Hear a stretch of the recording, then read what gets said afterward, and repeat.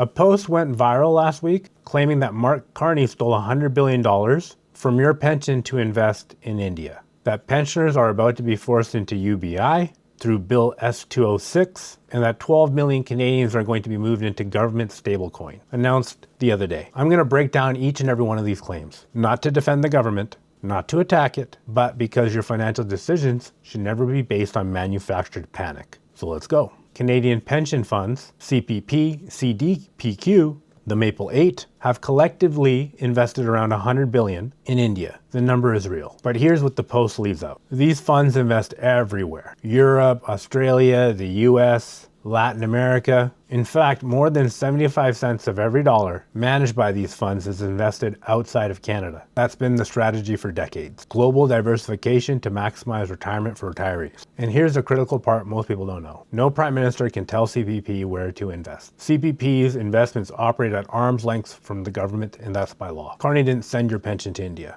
He went to India to open trade corridors. Those are completely different things. Bill S-206 is real. Introduced it in May 2025. It proposes that the Minister of Finance develop a framework for a guaranteed livable basic income for all Canadians over 17. It is still in Senate committee. It is not law, it has not passed, and even if it did pass, it explicitly states that it cannot reduce existing benefits or services. The idea that pensioners are being put on UBI is a complete fabrication built on a real bill number. And that's how this works. They use real anchors to make fake conclusions feel credible. Canada announced a stablecoin regulatory framework through Budget 2025. Introduced in Bill C-15, here's what it actually is. Rules for private companies that want to issue digital dollars in Canada. Think of it like the government creating rules for Uber before letting them operate. It's a consumer protection framework, and it doesn't come into force until 2027. It does not replace the Canadian dollar, it does not force anyone into anything, and it was modeled after frameworks already in place in the US and EU. So why does this post go viral? Because it works. Fear bypasses logic. When you read "we're never seeing that money again," your nervous system responds before your brain does. And in that gap, fear and thought, is where bad financial decisions get made. I'm not saying the government is perfect, far from it. I'm not saying that CPP is beyond criticism. They are real, legitimate conversations to have about where pension money goes, who controls it, and whether the system is actually built for you. But those conversations require clarity,